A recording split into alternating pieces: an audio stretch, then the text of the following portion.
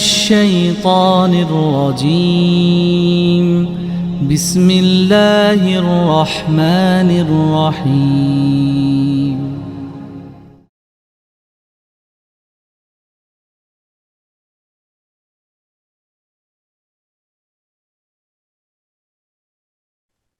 Alhamdulillahirrabbilalamin.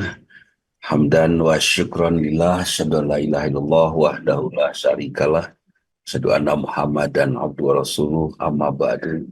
Ustadz Dedi, sumpah sono beberapa kali ini Dokter Azali saya minta Ustadz Dedi ini umroh deh itu kata. Masya Mohon Allah, maaf Gurunda.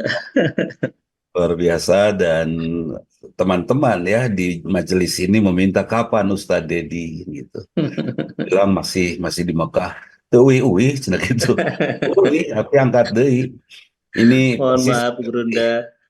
seperti yang saya alami Ustadz Dedi beberapa tahun yang lalu ya bersama Pak Adang Salya Allah yarham, bersama dulu Gelora Indah kemudian Mega Citra. Insyaallah bolak-balik gitu kan. Ada masa akhirnya kita harus konsentrasi. Sekarang giliran Ustadz Dedi yang begitu. Kalian yang muda yang mengelola dunia, kami sudah siap meniti jalan pulang tah. Ya, Mama Ute sudah harus menyiapkan jalan pulang. Sahabat, bulan Saban, ini bulan Saban itu sendiri adalah puncak gunung atau jalan ke pegunungan. Ada juga yang menyatakan bahwa Saban ini adalah bulan perhentian. Ada juga yang menyatakan bulan Saban ini bulan berkumpul untuk mengatur strategi dan lain sebagainya. Terserah dengan itu, tapi yang jelas tidak ada hari bagi kita kecuali ibadah. Hayatuna kulluha ibadatun. Ya tentunya buat saya ada persepsi begini nih Ustadz Dedi, di usia ini saya sudah mulai memanfaatkan tafsir usia. Dalil-dalil disesuaikan dengan umur. Dalil-dalil disesuaikan dengan umur. Akhirnya saya menyatakan Allah tidak pernah rugi ketika semua hambanya berdosa. Dan Allah tidak pernah beruntung ketika semua hambanya beribadah. Yang jelas ibadah itu Allah perintahkan kepada kita agar kita bisa merawat diri kita dengan ibadah. Allah tahu konstruksi tubuh kita secara universal. Allah perintahkan sholat. Dalam sholat kalimat pertama itu takbir. Dalam hidup juga ketika kita memulai melangkah, mulai dengan merendah. Jangan mulai dengan angkuh. Ya, ketika mencari ilmu, turunkan dulu. Mulai dengan merendah. Allahu Akbar. Terus kita akan mudah mendengar nasihat-nasihat Allah. Menyimak nasihat-nasihat Allah yang ada di dalam sholat, dalam saum, dalam zakat, dan seterusnya. Insya Allah kita akan sehat dengan ibadah kita. Terlewat waktu sholat, ada bagian tubuh kita yang meminta hak. Bagian tubuh kita yang meminta hak untuk bergerak seperti gerakan sholat pada jam itu. 15 menit pertama setelah azan. Antara beres azan dan 15 menit berikutnya, sesudahnya hanya melaksanakan kewajiban saja. Jadi afdolus sholat itu, fi awali waktihatu itu kurang lebih itu karena memang badan kita butuh. Saya mulai berpikir seperti itu Ustaz Dedi. Kemudian gerakan sholat yang mana yang sesuai sunnah? Model menggerak-gerakkan jari pada saat tahiyat dan tidak menggerak-gerakkan jari dan mulai mengangkat jari di tengah-tengah pada saat kalimat asyhadu alla ilaha illallah. Ini memiliki efek yang berbeda kepada fisik kita. Ini physically, betul-betul kerjaan fisik. Kemudian setelah kita Allahu Akbar, kita merendah di hadapan Allah, keikhlasanlah yang akhirnya memberikan efek kebaikan kepada badan kita. Dosa adalah perbuatan yang membuat kita rugi secara lahir maupun secara batin. Ada fahsya, ada munkar. Fahsya ini dosa yang membuat diri kita dan orang banyak rugi. Dan munkar ini adalah dosa, adalah kerugian yang dialami oleh diri sendiri. Saya tidak sholat, saya sendiri yang rugi. Tapi kalau saya berzina, maka saya dan orang-orang yang berzina bersama saya ikut merugi. Ya, konon kabarnya ada seorang raja memiliki, karena rajin berzina dia, setiap pergi ke daerah mana saja pasti dia mengambil wanita cantik untuk dizinai. Sehingga raja ini, konon hari ini ada pemeriksaan DNA, banyak sekali DNA manusia yang pernah dijajah oleh raja itu yang sama dengan DNA rajanya, Masya Allah. Ya, itu kan bahaya Ustaz Dedi, itu fahsya yang sangat luar biasa. Bahayanya di mana? Ketika anak si raja ini yang di timur menikah dengan anak si raja yang di barat, kan ini tidak kenal ini kan. Ini akan sangat berbahaya sekali. Seperti itu. Jadi, Masya Allah, ternyata dosa itu bukan akan membuat Allah marah karena dosanya, tapi Allah marah karena kita tidak merawat badan yang Allah titipkan kepada kita. Itu dosa-dosa tidak saum. Itu kan badan kita, kalau saum Dokter Dele, saya lebih berpemikiran saum di bulan Ramadan ini adalah apa, bukan general check up saja ya, lebih kepada servis besar. Servis besar, kalau dalam kendaraan itu setiap 100.000 kilometer sekali, itu ada servis besar. Nah, servis besarnya segala macam diganti. Yang rusak-rusak diganti. Nah, Ramadan ini mengganti semuanya. Artinya, dosa kalau kita tidak melaksanakan saum. Apalagi Prof. Azali, Pak Rusli, Pak Syam, buat kita yang berusia di atas 60 tahun, ya Pak Maman, buat kita yang berada di atas usia 60 tahun, sudah nurus tunjung, nah, itu bahasa Sundanya. Sudah terlalu kalau kita masih malas-malasan untuk melakukan ibadah. Dan kalau kita masih rajin melakukan maksiat, ini sudah keterlaluan ini. Kenapa saya sebut keterlaluan? Karena badan kita dari sisi dosa tadi ya, di tafsir umur ini. Dari sisi umur, usia kita sudah harus betul-betul, usia 60 tahun ke atas sudah harus betul-betul dirawat karena rentan. Persis mobil tua. Mobil tua itu tidak boleh digeber Bandung Jakarta, nggak bisa. Ya, meskipun dulunya jagoan dia lewat puncak, sekarang lewat tol, tetap nggak bisa. Nggak bisa dihabiskan Pak Afriandi ke mobil itu dipakai. Harus betul-betul hati-hati. Bahkan sering dicek up kan gitu ya, sering diperiksa ininya, itunya dan lain sebagainya ini. Nah, kita juga semakin berusia, semakin harus dekat dengan Allah. Dulu saya masih menjawab ketika ada sepuh bertanya, Ustadz, saya sakit mah, umur Bapak berapa? 68. Boleh nggak saya tidak saum? Dulu saya bilang karena memang urusannya sakit, itu darurat kan? Boleh. Sekarang mungkin saya mengatakan di usia saya ini, Ustadz Dedi, saya mengatakan, gimana Ustadz, saya sakit mah, paksakan saum. Kenapa Ustadz, kan saya sakit mah? Geus rek paeh masih kena hoream. Geus rek maot hoream kene kacida. Kan itu ya. Sudahlah, nanti juga sakitnya hilang kalau udah dikubur insya Allah. Nah itu. Jadi apa namanya, ada hal yang di usia ini betul-betul kita harus memaksakan diri. Zakatnya sudah, kalau usianya Pak Rusli masih malas-malasan berzakat, Pak Rusli, aduh keterlaluan. Mau dipakai berapa lama itu harta Pak Rusli? Mau dipakai apa aja itu harta. Makan sudah tidak semua termakan. Tidur pun sudah tidak senyenyak saat umur 40-an. Nah, Ustaz Dedi ini lagi enak makan, enak tidur, enak kuliner. Ustaz Dedi keraos-raos. Nah, ya, usia yang luar biasa. Usia yang harusnya betul-betul oleh Ustaz disyukuri ya. Tak Ustaz Saiful Huda, tak Ustaz Saiful dan Evi, Ibu Evi. Ini sudah betul-betul Ustaz apa namanya, usia bersyukur. Usia di mana semuanya terasa enak. Ya, semuanya terasa enak di usia saya dan sahabat-sahabat yang lainnya. Ustadz Hasim sudah mulai menyesal. Kenapa dulu kami tidak bersyukur? Tata. Saya sekarang sudah menyesal. Nah, harita. Kenapa waktu itu saya tidak bersyukur? Tidak begini, tidak begitu. Pak Os. Jadi, kepada yang muda-muda yang hadir di media ini, di ruangan ini, titip, titip. Bersyukur dari sejak hari ini. Biasakan. Ini nih, Ustadz Saiful, Pak Yano, Damang. Jadi tidak bisa ya. Kita ini Bu Hani ngedadak nggak bisa.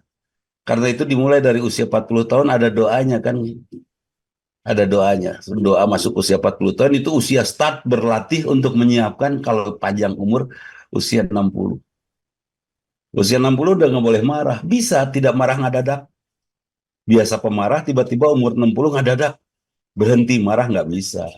Nggak bisa, itu harus dilatih dari sejak awal. Jadi kembali lagi, mudah-mudahan bulan Syaban ini kita persiapkan untuk melaksanakan saum, servis besar, ya, Bu Tina Novianti.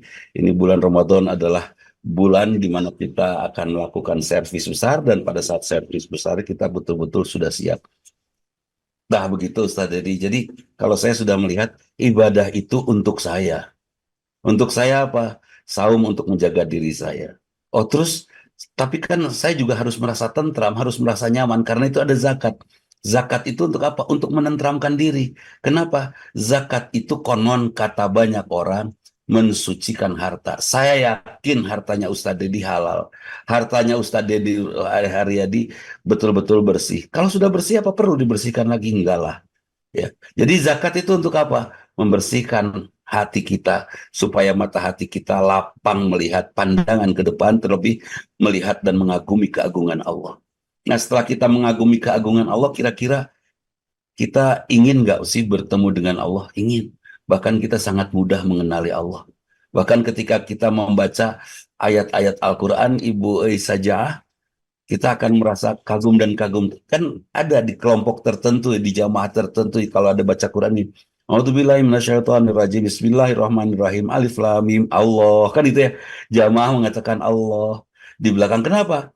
Itu kalau sesungguhnya, kalau dalam pikiran saya, sudut pandang saya, itu sesungguhnya mereka sedang mengagumi Allah ketika ada firman Allah dikagum gitu loh. Sampai dikata Allah, kenapa kagum? Hatinya bersih. Karena dunia dan cintanya terhadap dunia sudah dibersihkan dari permukaan hatinya, sehingga dia mudah melihat Allah. Kalau bahasa sahabat kita, bahasa sahabat saya, Agim katanya, jangan simpan harta di dalam hati, tapi genggamlah harta. Saya katakan juga begitu, biarkan hati kita kosong. Kosong dari apapun yang namanya dunia, biarkan Allah yang Maha Agung hadir di hati kita. Bagaimana Allah yang Maha Besar bisa hadir dan sudi hadir di hati kita yang sempit. Kan gitu ya. Hati kita harus lapang, harus kosong. Urusannya kita keluarkan zakat, infak, sodako kita. Dan Bu Emilia sudah terbukti, semakin kita keluarkan ya Bu Min ya, apa namanya, harta kita, mungkin Allah menggantinya sama atau mungkin kurang. Tapi karena rasa bersyukur kita akan merasa bahwa penggantian dari Allah itu besar sekali. Jadi apa yang membuat penggantian dari Allah itu terasa besar? Rasa bersyukur kita. Sampai pada akhirnya di ujung usia kita habis saja harta kita ya Pak Aus. Setelah habis harta kita sudah kita pulang lapang ke hariban Rabbul Izzati. Jadi setelah zakat membersihkan jiwa kita, subhanallah, peluang untuk kita hidup sehat besar nggak sih? Besar, besar. Sudah bersih hati kita, sudah nyaman, sudah enak. Gini, Bu Emma pernah melihat bayi usia setahun, 2 tahun, enggak, di bawah usia 6 bulan tersenyum? Oh, luar biasa senyumnya kan? Saya katakan ketika cucu saya mulai tertawa, saya katakan hati-hati. Ketika anak sudah mulai tertawa, emosi dia pun sudah mulai bisa merasakan bagaimana bersedih. Dan itu ya, saya katakan begitu kepada anak saya, dan subhanallah, senyum anak itu ya, Bu Evina yang baru punya bayi, senyum anak itu indah sekali. Kenapa indah sekali Ustaz Dedi? Karena bersih hati anak itu. Kenapa senyum istri atau senyum ibu begitu membuat stres? Suaminya stres pas istrinya senyum. Kenapa? Karena hatinya tidak cukup bersih. Kan itu ya. Nah, kebersihan hati ini yang luar biasa tentunya. Nah, setelah bersih hati kita, subhanallah, kita bergerak apapun akan sehat. Ingat nggak, mungkin di antara kita ada yang pernah mendapatkan nasihat dari orang tua kita. Ye, ulah belikan. Apa ya bahasa Indonesianya? Ulah belikan. Tuang matuang, kayak bisi mun belikan mual jadi daging. Ingat kan kalimat itu? Ya, kalau makan dalam kondisi bad mood itu nggak asik gitu kan, itu nggak akan jadi apa-apa. Saya pikir gerakan sekecil apapun kalau betul-betul hati kita bersih dan sehat dan kita nyaman-nyaman saja menggerakkan itu akan jadi kesehatan. Dan kata-kata Allahu Akbar dalam sholat sangat menyehatkan kita. Ketika sehat, ketika hati kita bersih, gerakan ruku itu akan bermakna, gerakan sujud itu akan bermakna, akan memberikan pengaruh kepada badan kita. Nah itu, dan mudah-mudahan bulan Ramadan dengan persiapan bulan Saban yang akan dijelaskan oleh Ustadz Dedi menjadi bulan Ramadan yang di dalamnya hati kita bersih, kemudian kita betul-betul tadarruan ya, merendah pada saat bulan Ramadan, sehingga apapun yang terjadi, apapun yang kita lakukan, apapun yang anugerah yang kita dapatkan menjadi penyehat dari perjalanan hidup kita sampai kita pulang kepada Allah, betul-betul kita kembalikan diri kita sebagaimana Allah memberikannya dulu pada saat kita lahir. Dulu pada saat kita lahir bersih, ya kan?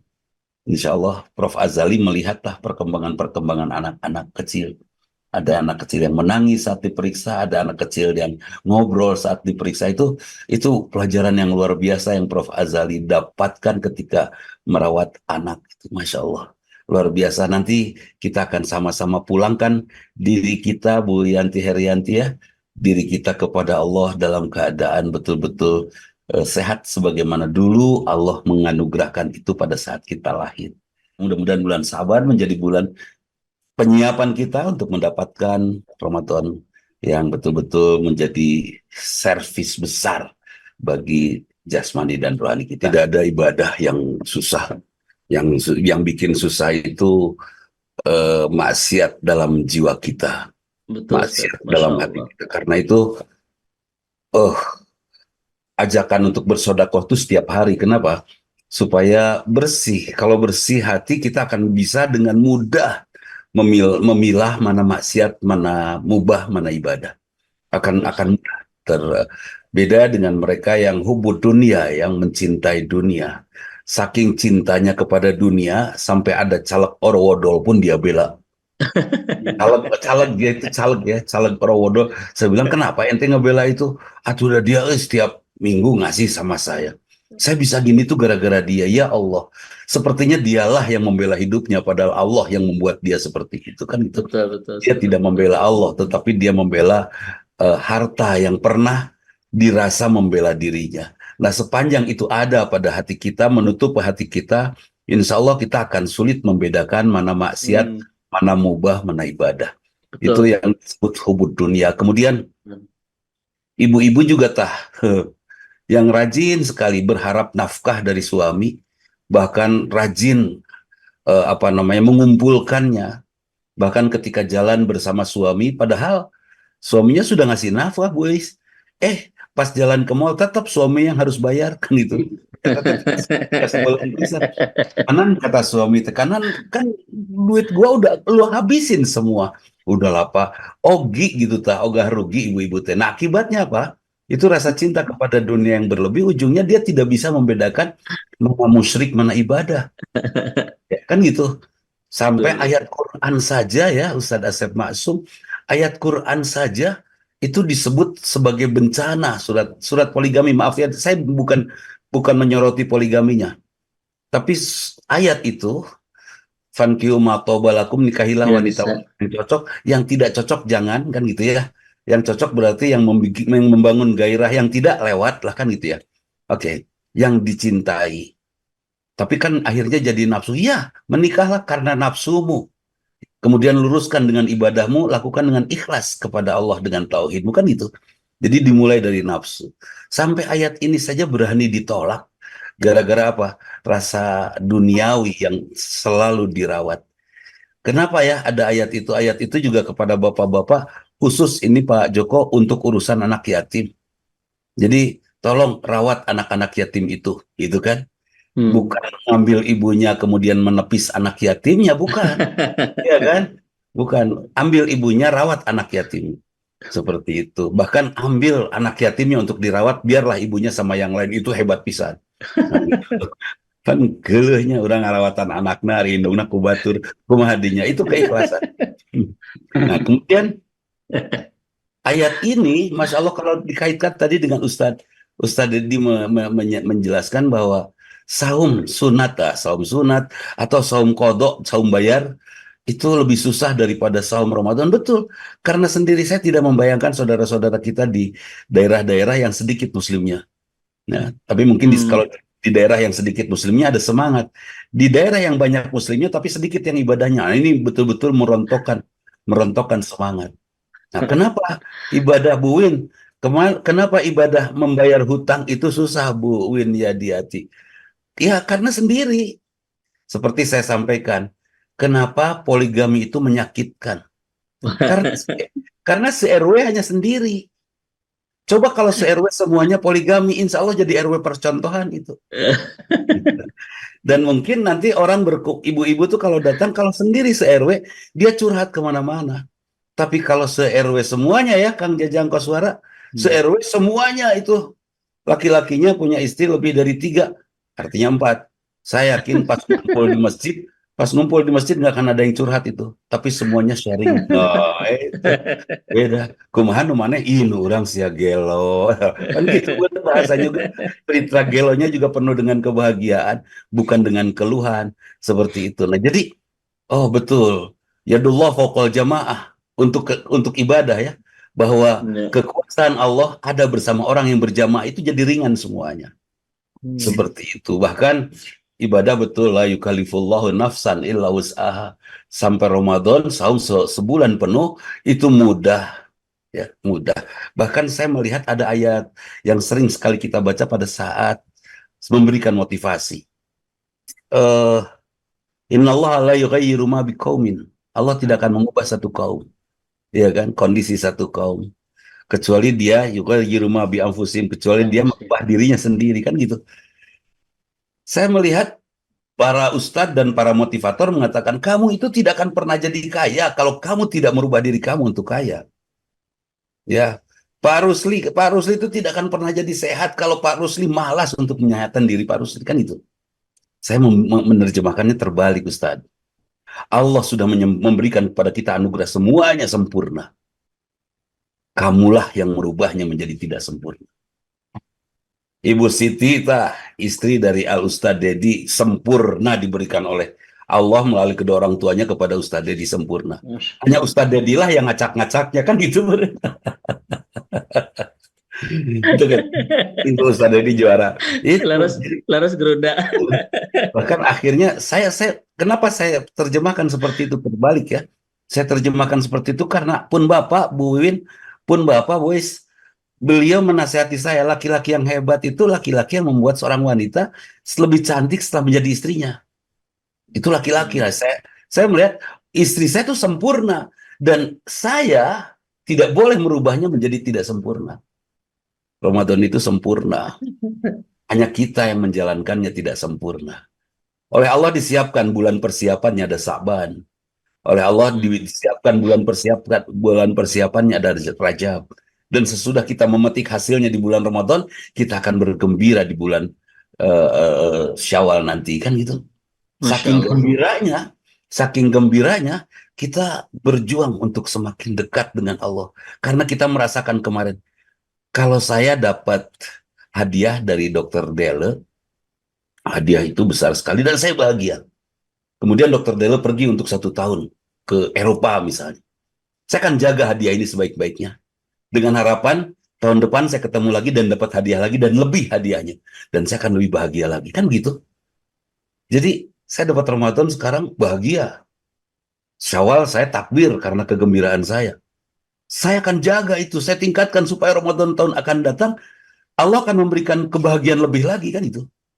Terus meningkat. Tahun berikutnya makin bahagia. Tahun berikutnya makin bahagia. Kira-kira Bu Marlina, Mas Joko, kira-kira Kang Yan, pas Kang Sulwan, kira-kira kita akan mudah tidak untuk dapat husnul khotimah?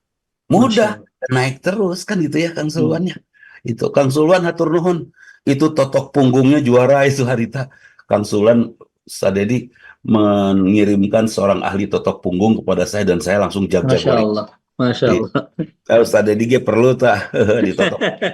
Itu. Nah, jadi Insya itu Allah, yang luar biasa menurut saya dari yang Ustadz Dedi jelaskan barusan.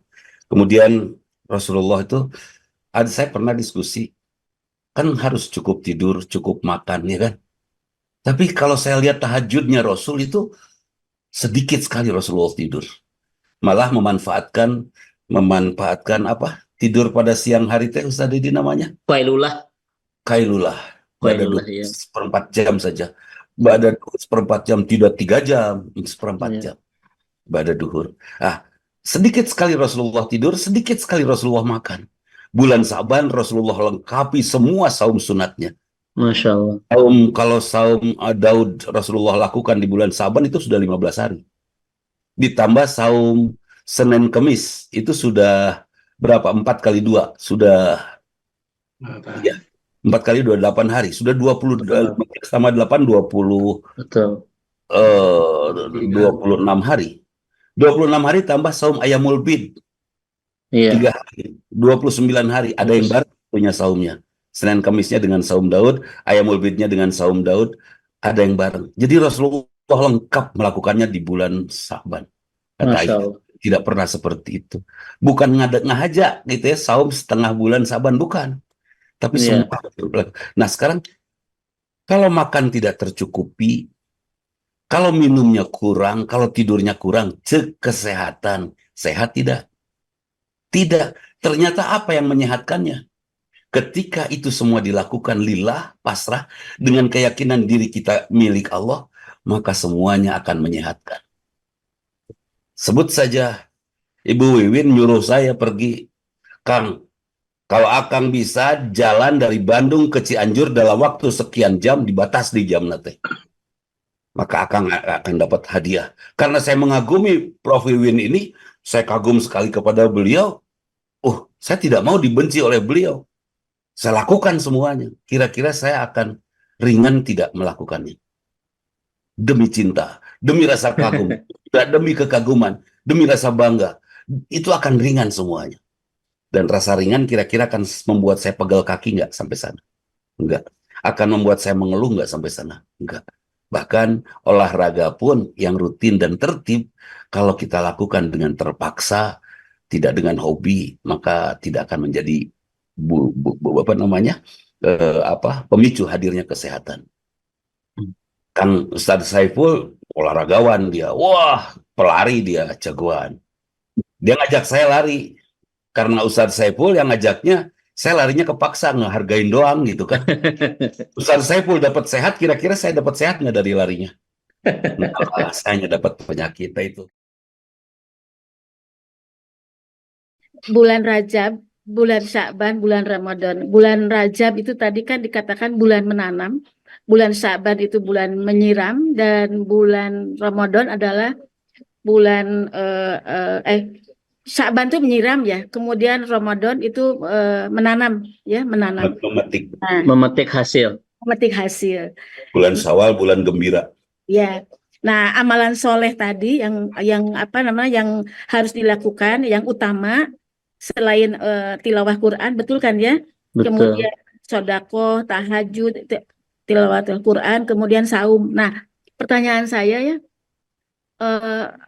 bagaimana ya memotivasi diri ya supaya konsisten melakukan saum Ayyamul Bid gitu ya, yang 3 hari di tengah bulan itu ya Pak ya.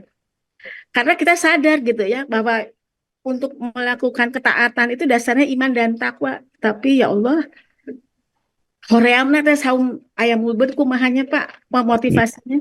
Makanya harus nyalahin setan gitu kumaha Pak. Itu Pak.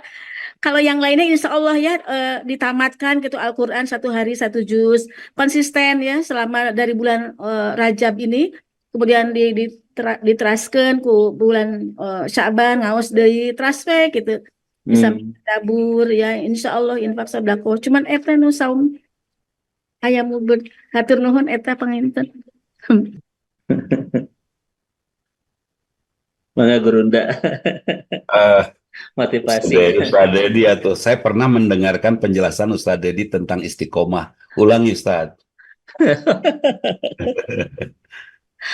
Baik, Bu ya. Memang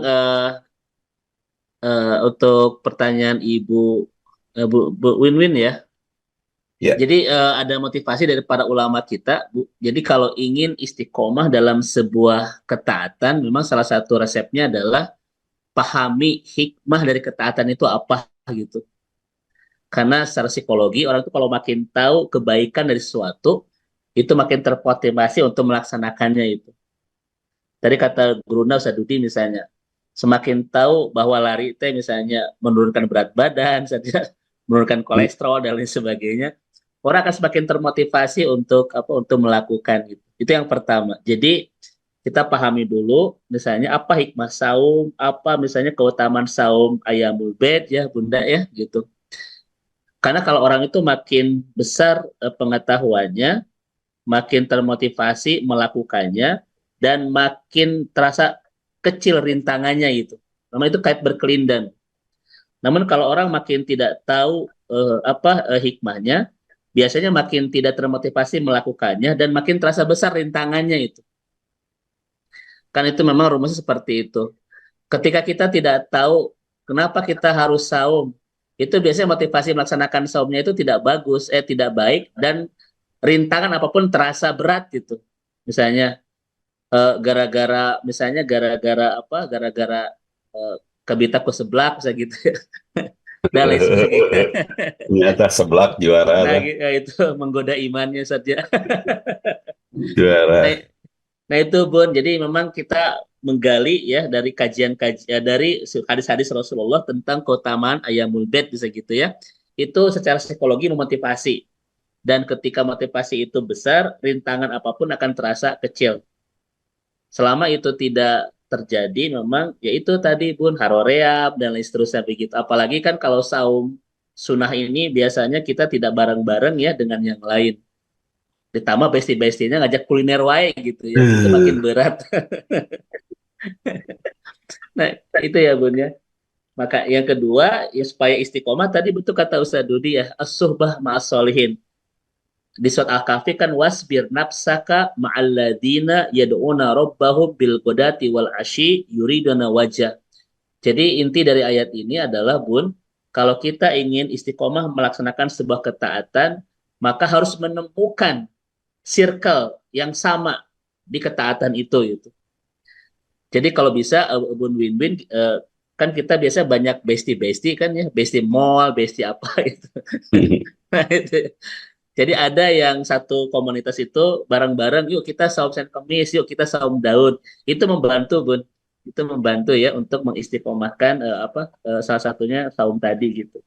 Betul kata Gurunda sudah dimutakin, kalau sendirian itu biasanya terasa berat. Minimal keluarga aja Bun.